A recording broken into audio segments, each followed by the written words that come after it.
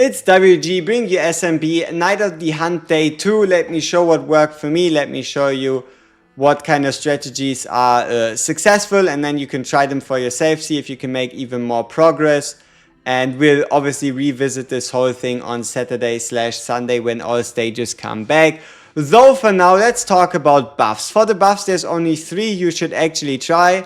And those are going to be the Weathered Covenant, which gives you crit. And this one is only relevant if you use Iona. If you're using Van Helsing, don't use this one. Scarlet Thirst is a must-have. Upon eliminating, you have a 20% chance to obtain 10 Blood Souls. Very important for your Rage or Blood Soul recovery.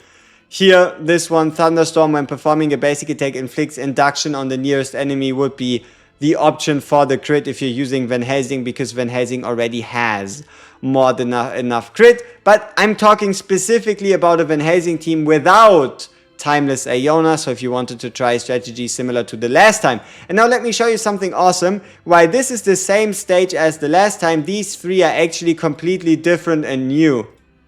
These 3 stages are actually different from the last Night of the Hunt, so very excited for those.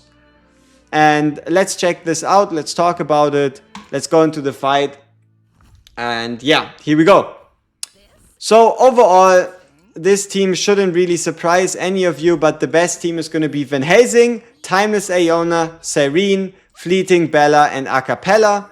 Overall, I've seen a score almost as good as what I was able to reach, and that was last time, which was almost a month ago, and that was using Bella, Cecia, Ayagaris, Van Helsing, and Acapella. So it's not like it's impossible to get the score this high, but it's never been easier than with Laser Shooter Iona.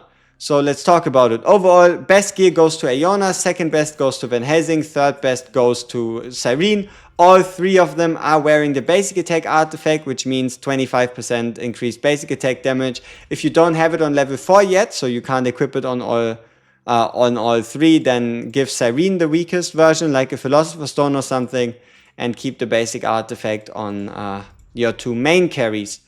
Otherwise, yeah, we're going to be using Fleeting Bella on Iona. We're going to ult with Van Helsing a single time.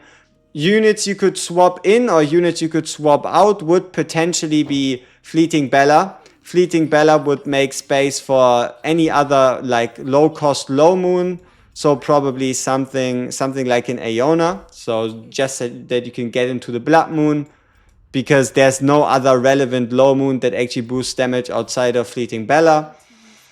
Acapella, you could try something like a Dalcalo, but Acapella really is kind of fixed.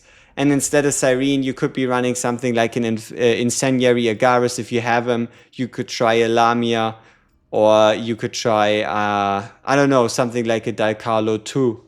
Okay, so our starting hand order is going to be Timeless plus Van Helsing plus Cyrene. And as you've read the skill, there is a 20% chance for us to obtain 10 Blood Souls upon the first unit dying. And that is actually kind of relevant, because if we get 10 Blood Souls because of the first unit dying, we have a massive advantage in like when we can trigger ults. You see how we now actually went up to 10. When we can trigger ults and how it's going to deal with our timing. So the best start, if you want to grind for it, would be getting a round during which you actually end up with 10 Blood Souls after the very first unit dying. So this fight is super simple. You only have 2 missions. Number 1, look at Timeless Iona, and number 2, spam everything else. So whenever a unit ability pops up, you spam everything else. You let Van Helsing do his thing, because he always stays at maximum ult, and you just look at Iona. I'm not looking at the score. I'm not looking at anything else. The only thing I'm looking at is at the ult value, the ult window, as well as Timeless. The moment Timeless Iona's like summon bolts look like they're flickering, that's when you know they're about to run out, and the moment they run out, you just run a ult again. The better you master this timing and the more you flicker in like the upwards direction, the better your score is going to be. And at the end of the day, as crazy as it sounds, that really is yeah, most of what this stage is all about. And yeah, Timeless Iona for the win once again. Though, don't underestimate the impact of a Van Helsing. Don't underestimate the impact of a Van Helsing. Yes, I did run both tests. I tried it with Van Helsing getting buffed. I tried it without Van Helsing getting buffed by Fleeting Bella. And the scores where you buff Van Helsing were slightly worse than the ones where you buff Timeless Iona instead. So even though Timeless Iona has like this downtime window in between her ults, you're still going to be better off fully focusing on Timeless Iona rather than on both of them.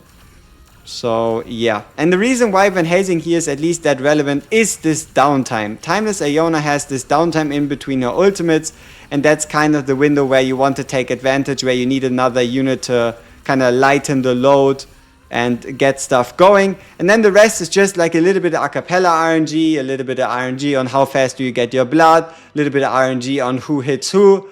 But yeah, that's pretty much all. You can see we're barely taking any damage, and the damage split. So the damage split here currently is like 26.8 to 9.4.